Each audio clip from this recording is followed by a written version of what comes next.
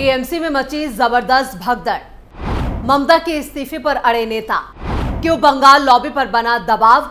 बंगाल में लगेगा राष्ट्रपति शासन।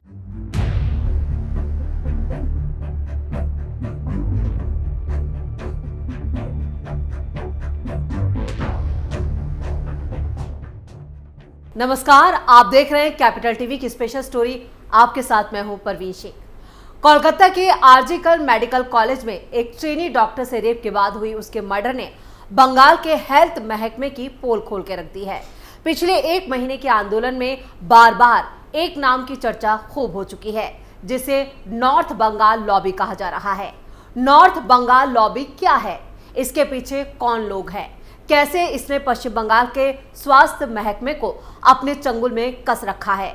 ऐसे ढेरों सवाल हैं जिसके जवाब तलाशे जा रहे हैं।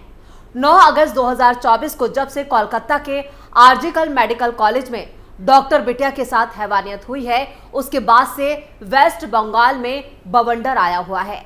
ऐसे कई सवाल उठ रहे हैं जिसके तार सीएम ममता बनर्जी से जुड़ रहे हैं। रूह को कपा देने वाली इस वारदात को लेकर बवाल मचा है। उस घटना के साथ ही नॉर्थ बंगाल लॉबी की भी बार बार गलत वजहों से चर्चा हो रही है। आमतौर पर बंगाल के हेल्थ महकमे में नॉर्थ बंगाल लॉबी डॉक्टरों और स्वास्थ्य अधिकारियों के एक ग्रुप के लिए यूज होती है, जो प्रदेश के सरकारी मेडिकल कॉलेजों और अस्पतालों पर हावी है। इस ग्रुप की पहुंच ममता सरकार तक है। इस ग्रुप के जरिए ही बंगाल में करोड़ों का कारोबार जो है उसे अंजाम दिया जाता है, और इसकी जड़ में कोई और नहीं बल्कि खुद ममता बनर्जी के चहेते शामिल हैं, जो मेडिकल महकमे में करोड़ों के काले कारोबार को अंजाम दे रहे हैं। नॉर्थ बंगाल लॉबी क्या है? टीओआई की एक रिपोर्ट के मुताबिक इस नाम का इस्तेमाल north Bengal medical college and hospital से पास एक ऑर्थोपेडिक सर्जन के करीबी डॉक्टरों के ग्रुप के लिए होता है। जरूरी नहीं है कि नॉर्थ बंगाल लॉबी में शामिल सभी डॉक्टर या उनके नेता प्रतिष्ठित NBMCH के भी छात्र रहे हों। ये भी नहीं है कि इस मेडिकल कॉलेज से पास सभी लोग उस लॉबी में शामिल हों।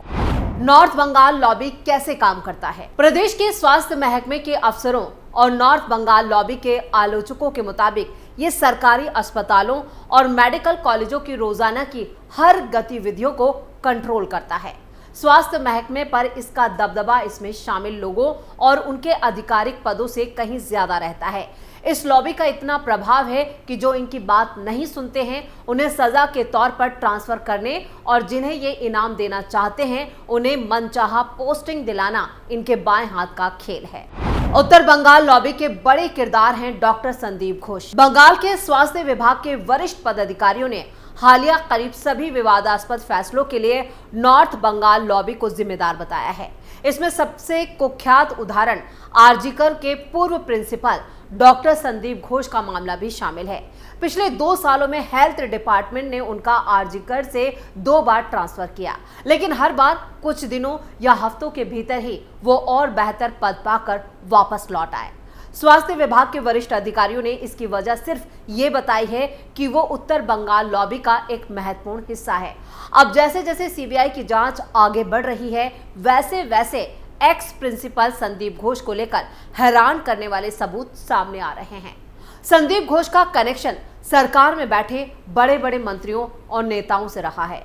उसकी पहुंच का अंदाजा इसी से लगाया जा सकता है कि डॉक्टर बिटिया के साथ हुई दरिंदगी के बाद उसे आरजीकर मेडिकल कॉलेज से नहीं निकाला गया, बल्कि उसका ट्रांसफर दूसरे बड़े और बेहतर मेडिकल कॉलेज में कर दिया गया। इसको लेकर तो सुप्रीम कोर्ट के चीफ जस्टिस DY चंद्रचूड़ भी मामले की सुनवाई के दौरान शॉक्ड हो गए थे। आरजीकर की वारदात को दबाने में लॉबी का नाम। नॉर्थ बंगाल लॉबी का ऐसा प्रभाव है जिसकी वजह से हेल्थ डिपार्टमेंट के कई सारे फैसले समझ से बाहर हैं। नॉर्थ बंगाल लॉबी की वजह से जिन्हें फायदा मिला है उनमें से कुछ नाम हाल ही में मुख्य धारा की मीडिया में भी सामने आ चुके हैं, जिनमें अविक डे, विरूपाक्ष विश्वास, सुशांत रॉय और सुहर्ता पॉल शामिल हैं। इनमें से कुछ डॉक्टरों के नाम आरजीकर में हुए जघन्य वारदात को छिपाने की कोशिशों के संबंध में भी बार बार सामने आए हैं। यानी इस लॉबी ने इस वारदात में सबूत मिटाने तक का काम किया है। आरजीकर मेडिकल कॉलेज की अभाया को भी इस काले कारोबार की जानकारी थी, तो क्या इसी वजह से उसे रास्ते से हटा दिया गया? और जिस तरह से एक महीने से जूनियर डॉक्टर ममता के इस्तीफे की मांग कर रहे हैं, तो क्या सीएम ममता को भी इसकी जानकारी थी? वो ये सवाल हैं जिनके जवाब जांच से सामने आ सकते हैं। वैसे पश्चिम बंगाल में केंद्रीय जांच एजेंसियां जैसे ईडी और सीबीआई पूरी मुस्तैदी से मामले की जांच कर रही है, जिसकी आंच ममता तक पहुंच सकती है। शायद यही वजह है कि सीबीआई और ईडी को लेकर ममता सरकार काफी डरी हुई है। वहीं राज्य का हेल्थ सिस्टम पूरी तरह से चरमरा गया है। वहीं सीबीआई को 17 सितंबर को सुप्रीम कोर्ट में होने वाली सुनवाई में जांच की पूरी स्टेटस रिपोर्ट देनी है। इससे भी ममता की सांसें अभी से फूलने लगी हैं। यानी इस बार ममता का हिसाब सुप्रीम कोर्ट करने वाला है। आरजी कर से नॉर्थ बंगाल लॉबी का क्या लिंक है? हेल्थ डिपार्टमेंट के अधिकारी बताते हैं कि आरजी कर किसी भी अन्य सरकारी मेडिकल कॉलेज और अस्पताल से ज्यादा नॉर्थ बंगाल लॉबी के कंट्रोल में है। स्वास्थ्य विभाग के वरिष्ठ अधिकारियों का कहना है कि कुछ वक्त से तो ये नॉर्थ बंगाल लॉबी का अनौपचारिक मुख्यालय बन चुका है। स्वास्थ्य विभाग के एक और अधिकारी के मुताबिक इस अस्पताल में मौजूद भ्रष्टाचार और कुप्रशासन से हैरान नहीं है, जिसने बलात्कार मर्डर मामले में मुख्य आरोपी संजय रॉय जैसे बदमाशों को परिसर और इसके दैनिक मामलों पर ज्यादा कंट्रोल दे दिया है। इस अस्पताल के कर्मचारियों के एक वर्ग ने पूर्व प्रिंसिपल संदीप घोष को इस घटना के अगवा के रूप में पहचाना है। अस्पताल के अधिकारियों का कहना है कि अपराध को छिपाने के मामले में जिन लोगों के नाम सामने आए हैं, उनमें से कई लोग क्राइम सीन के आसपास भी देखे गए थे। इनमें विश्वास, डे और रे शामिल हैं, जबकि इनमें से किसी का भी आरजी कर से सीधा संबंध नहीं है, लेकिन ये अक्सर कैंपस में नजर आ जाते हैं। इनमें से एक तो 110 किलोमीटर दूर बर्दवान में काम करता है, यानी जानबूझकर क्राइम सीन को नुकसान पहुंचाया गया, जिसका मकसद सिर्फ सबूतों को मिटाना था। अब सीबीआई के सामने ये भी बड़ी चुनौती है कि वो ये सिद्ध करे कि सबूत मिटाए गए, और इसमें संदीप घोष की बड़ी भूमिका है। उसी के कहने पर क्राइम सीन पर कंस्ट्रक्शन का काम कराया गया, बाथरूम को तोड़ा गया और भी कई तरीकों से सबूतों को मिटाया गया। डॉक्टर बिटिया के माता पिता तो यहाँ तक कह रहे हैं कि सबूत मिटाने में कोलकाता पुलिस की भी मिलीभगत है। बस अब यही बात सीबीआई को भी सुप्रीम कोर्ट में साबित करनी है। इसके लिए सीबीआई ने फॉरेंसिक रिपोर्ट और जो सैंपल उन्हें सेंट्रल लैब में भेजा है, इसके साथ ही एम्स में भी ये सैंपल भेजे गए हैं। ट्रेनी डॉक्टर की हत्या के वक्त संदीप घोष कहां थे? मोबाइल टावर की लोकेशन ने सीबीआई को चौंकाया। कोलकाता के आरजीकर हॉस्पिटल में ट्रेनी डॉक्टर के रेप और मर्डर को 1 महीना बीत चुका है, लेकिन अभी तक मर्डर की वजह पूरी तरह से साफ नहीं हो पाई है। सीबीआई की जांच में रोज नए खुलासे हो रहे हैं। अब एक ऐसी सनसनीखेज जानकारी सामने आई है जिसे देखकर सीबीआई के अधिकारियों के होश उड़ गए हैं। सीबीआई अधिकारी भी चौंक गए हैं। आरजीकर अस्पताल के ex principal doctor Sandeep Ghosh doctor के मर्डर के वक्त कहां थे? क्या वो अस्पताल में मौजूद थे या अपने घर पर थे? संदीप घोष के मोबाइल टावर की लोकेशन से इसके राज खुलकर सामने आ गए हैं। सीबीआई का दावा है कि संदीप घोष का mobile tower location Baruipur station से सटे इलाके में पाया गया है। एक बार नहीं बल्कि यहाँ पर बरुईपुर में बार बार संदीप घोष इस इलाके में गए, क्योंकि जब कुछ महीनों की जांच की गई तो उनके मोबाइल टावर की लोकेशन बार बार बरुईपुर स्टेशन के पास नजर आ रही है। बताया जा रहा है कि संदीप घोष यहां प्राइवेट प्रैक्टिस किया करते थे। सरकारी अस्पताल में डॉक्टर और एक जिम्मेदार पद पर होने के बावजूद संदीप घोष इस जगह पर बेनामी चैम्बर चलाते थे।